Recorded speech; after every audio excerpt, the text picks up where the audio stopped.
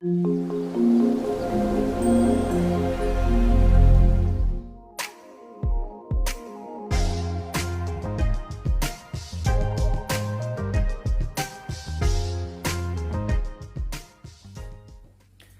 Friends, welcome back to my channel. I am Manoj Kumar. और दोस्तों, आज आपका भाई, आपका दोस्त फिर से हाजिर है आपके सामने पीएल सीक्वल से रिलेटेड एक और टॉपिक को लेकर के।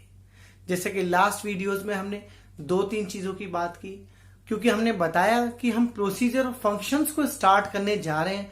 तो हमने इनपुट पैरामीटर, आउटपुट पैरामीटर, जो पैरामीटर्स के मोड थे मेरे, इन आउट, हमने वो तीनों के तीनों टाइप जो है वो इजीली अंडरस्टैंड कर लिए। क्यों?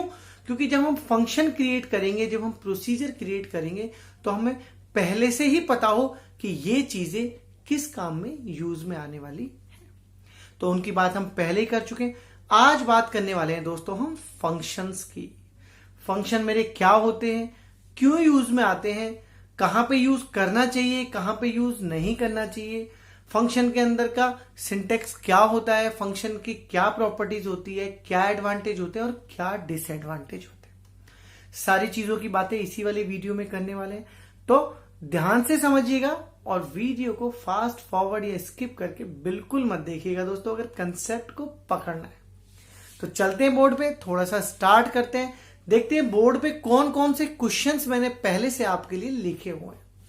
तो क्योंकि मैंने बताया आपको कि आज मैं फंक्शंस की बात करने वाला हूं, तो दोस्तों सबसे पहला क्वेश्चन लिखा हुआ है, व्हाट इज फंक्शन। फंक्शन क्या है, क्यों यूज में आता है, समझते हैं। फंक्शन क्या है? देखिए दोस्तों, किसी पर्टिकुलर टास्क को परफॉर्म करने के लिए कुछ सेट ऑफ लाइन का कोड लिखते हैं हम। वो सेट ऑफ लाइन का कोड अगर मेरे उस पर्टिकुलर टास्क को परफॉर्म कर देता है, सो उसको क्रिएट कर देते हैं हम एज ए फंक्शन। फंक्शन समझ में आ गया? किसी पर्टिकुलर टास्क को परफॉर्म करने के लिए लिखा गया कोड मेरा फंक्शन कहलाता है।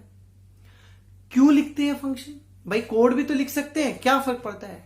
दोस्तों समझिए, अगर मैं कोई प्रोसेस लिख रहा हूं, उस प्रोसेस में लेट से मुझे कहीं पर कुछ एक स्टूडेंट्स का रिजल्ट जो है, समझना दोस्तों, कुछ एक स्टूडेंट का, लेट से एक क्लास में 10 स्टूडेंट है, मुझे 10 स्टूडेंट का जो रिजल्ट है, जो उनके 5 या 6 सब्जेक्ट है, उन सब्जेक्ट के बेसिस पे उनके परसेंटेज मुझे कहीं पर व्यू कराने हैं, दिखाने हैं या स्टोर कराने हैं। तो मैं क्या करूंगा, उन 5-6 के 5, जितने भी 5, 6, 10, 20, 50 कितने भी स्टूडेंट है, उनके लिए वो लॉजिक बार बार लिखना is totally illogical, number 1। Number 2 बात, अगर मैं ऐसा कोई प्रोसेस लिख भी देता हूं जिसमें बार बार मैं वो जो परसेंटेज कैलकुलेट करनी है वो कोड मैं लिख भी देता हूं, तो मेरा सेट ऑफ लाइन का कोड काफी इंक्रीज हो जाता है। समझ रहे दोस्तों? तो सेट ऑफ लाइन के कोड को डिक्रीज करने के लिए और अपने कोड की परफॉर्मेंस को इंक्रीज करने के लिए, ठीक है, और किसी पर्टिकुलर टास्क का जो रिपीटेशन हो रहा है, उस रिपीटेशन को कम करने के लिए हम फंक्शन को डिजाइन करते हैं।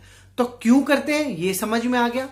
सेट ऑफ लाइन का कोड कम हो जाता है, परफॉर्मेंस बढ़ जाती है, और जो टास्क मैं बार बार रिपीटेडली कर रहा था उसके लिए मुझे कोड लिखने की जरूरत नहीं। मैंने एक बार कोड लिख के कहीं पे रख दिया और उस कोड को मैं यूज कर रहा हूं बार बार। क्यों कर पा रहा हूं? इसका आंसर भी इसी के अंदर छुपा है, क्योंकि ऑरेकल ऐसी फैसिलिटी प्रोवाइड करता है हमें कि वो डेटाबेस में एज ए ऑब्जेक्ट, डेटाबेस में एज ए फंक्शन ऑब्जेक्ट मेरा बन के स्टोर हो जाता है। जब कभी भी, जब तक मेरा डेटाबेस है, जब तक मैं उसी डेटाबेस पे काम कर रहा हूं, उसी डेटाबेस में स्टोर्ड टेबल्स के ऊपर अपना कोड लिख रहा हूं, तब तक मैं अपने उस स्टोर्ड फंक्शन को, जो स्टोर्ड फंक्शन है, जिसको मैं फंक्शन एक ऑब्जेक्ट बोल रहा हूं, उसको मैं कभी भी किसी भी प्रोसेस में कॉल कर सकता हूं। मुझे वो परसेंटेज कैलकुलेट करने के लिए वो कोड बार बार लिखने की जरूरत नहीं है।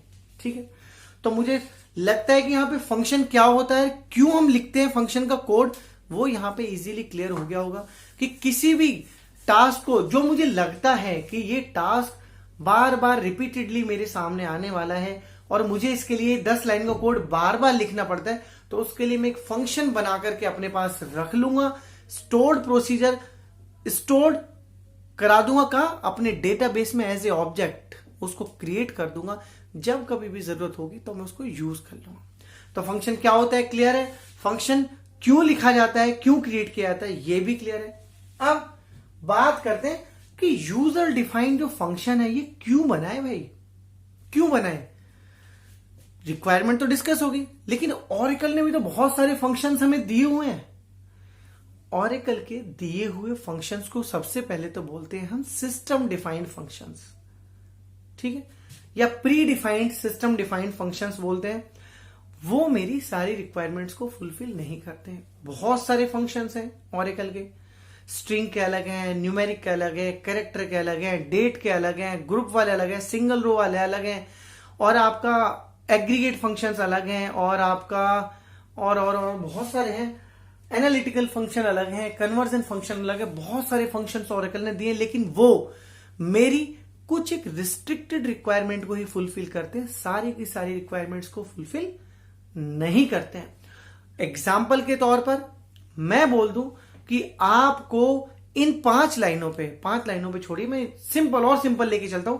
मैं बोलता हूं ये स्टूडेंट्स हैं, इनका परसेंटेज कैलकुलेट करना है, उसके लिए कोई ऑरेकल ने मेरे को कोई फंक्शन बना के नहीं दिया है। मैं बोल दूं ये कुछ एक लीप ईयर है, जैसे लीप ईयर निकालने के लिए ऑरेकल ने कोई फंक्शन नहीं दिया है, ठीक है। मैं बोल दूं मेरी कुछ एक लाइंस है, उन लाइंसों पे टोटल टैक्स कितना लगा है, उस टैक्स का कौन कौन से टाइप का टैक्स लगा है, इन चीजों के लिए कोई ऑरेकल ने मुझे फंक्शन नहीं दिया। क्यों? क्योंकि ऑरेकल ग्लोबली प्रोडक्ट है, ठीक है।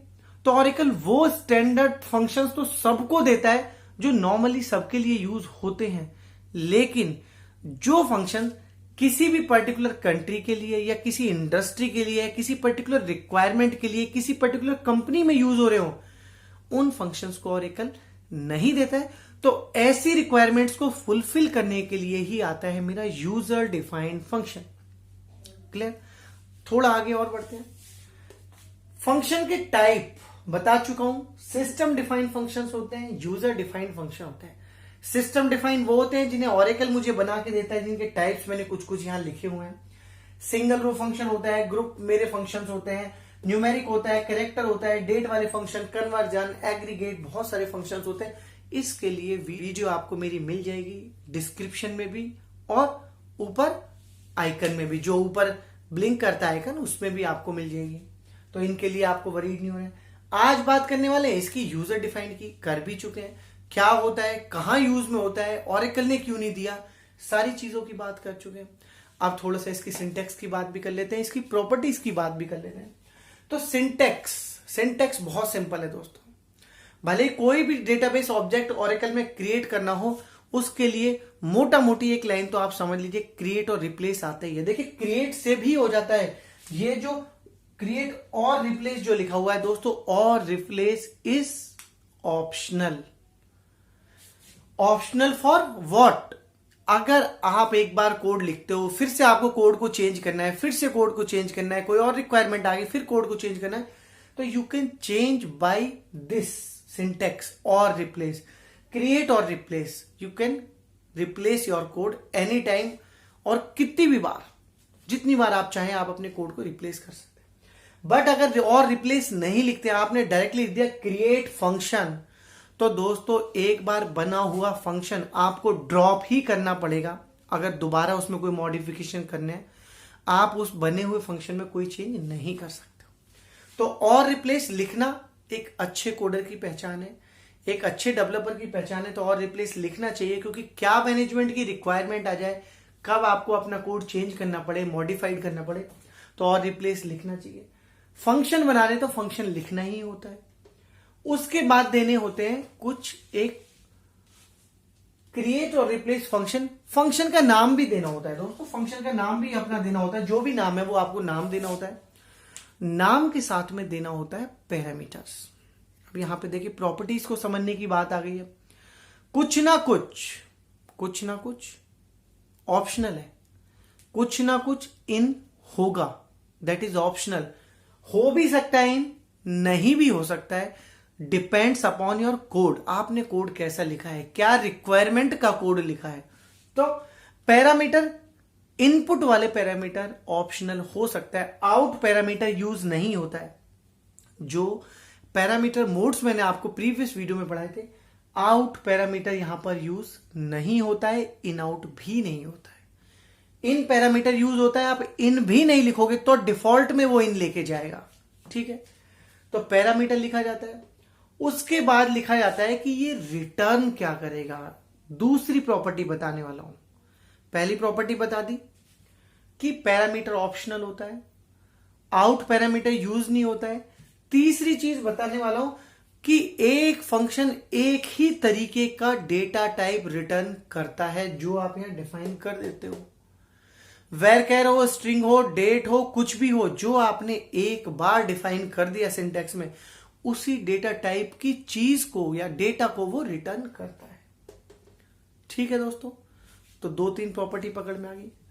सबसे बड़ी और मैंडेटरी प्रॉपर्टी है, मैंडेटरी क्या मतलब इंपॉर्टेंट जो प्रॉपर्टी है, सबसे टॉप में मैंने लिखी हुई है कि function must return a value. Function हमेशा, भले ही नल वैल्यू क्यों ना रिटर्न करे, वैल्यू रिटर्न करेगा ही करेगा। नल दिखता नहीं है दोस्तों, लेकिन मैं बता रहा हूं नल की भी अपनी एक वैल्यू होती है। नल दिखता नहीं है कभी, और एक नल दूसरे नल के बराबर भी कभी नहीं होता, ये भी आपको जानना चाहिए। अगर 2 कॉलम्स में नल नल वैल्यू है, खाली है वो कॉलम्स, उनकी अपनी एक अलग वैल्यू है। नल कभी आपस में बराबर नहीं होते, एक आपकी जानकारी के लिए बता रहा हूं। तो फंक्शन मस्ट रिटर्न वैल्यू, सबसे इंपॉर्टेंट प्रॉपर्टी। फंक्शन कुछ ना कुछ रिटर्न करेगा ही करेगा, ठीक है। रिटर्न हो गया, इज लिखें या एज लिखें।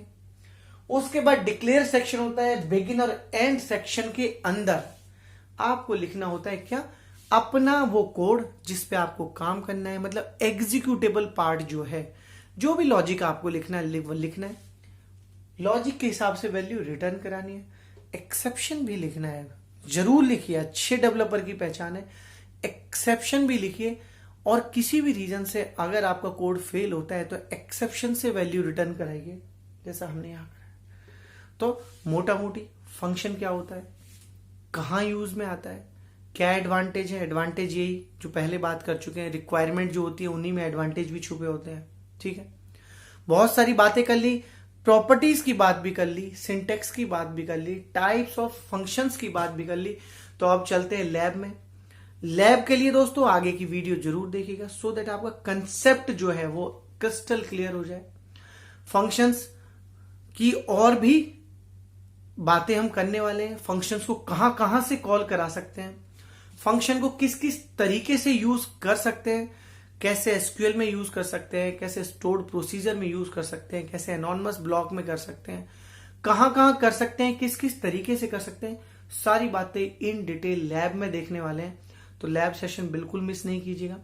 फंक्शंस हम बेहतर तरीके से पढ़ेंगे, और फंक्शंस के बाद आगे की बात जरूर करेंगे, like procedures, like package, like अपनी जो एडवांस एसक्यूएल है उसकी बात, एडवांस पीएल SQL है उसकी बात भी हम करने वाले हैं आगे। तो आगे की वीडियो जरूर देखते रहिएगा दोस्तों। और अगर ये छोटी सी इंफॉर्मेशन फंक्शंस की आपकी नॉलेज की रही हो, आपकी जानकारी की रही हो, तो वीडियो को शेयर कीजिएगा उन भाइयों के लिए जो सच में बेहतर तरीके से अपने कंसेप्ट को क्लियर करना चाहते हैं। और दोस्तों मेरी इस मुहिम को सपोर्ट करने के लिए, मुझे मोटिवेट करने के लिए, मुझे आगे बढ़ाने के लिए चैनल को सब्सक्राइब जरूर कीजिएगा। अपनी रिक्वायरमेंट, अपने सजेशंस, अपने मैसेजेस इसी तरीके से अपने भाई तक लगातार पहुंचाते रहिएगा, सो दैट मैं आपके लिए इस तरीके की छोटी छोटी ही सही, छोटी हो या बड़ी हो फर्क नहीं पड़ता, ये अपने भाई का एक अपना ही कंसेप्ट है, मेरी अपनी थ्योरी है, छोटी हो या बड़ी हो फर्क नहीं पड़ता है। फर्क पड़ता है तो कितना आपको आता है, आप कितना अंडरस्टैंड करते हो, आप कितना समझते हो चीजों को, फर्क पड़ता है तो उससे। तो दोस्तों सपोर्ट जरूर कीजिएगा। फिर से मुलाकात होगी एक नई वीडियो में एक नए कंसेप्ट के साथ। तब तक के लिए दोस्तों थैंक यू सो मच।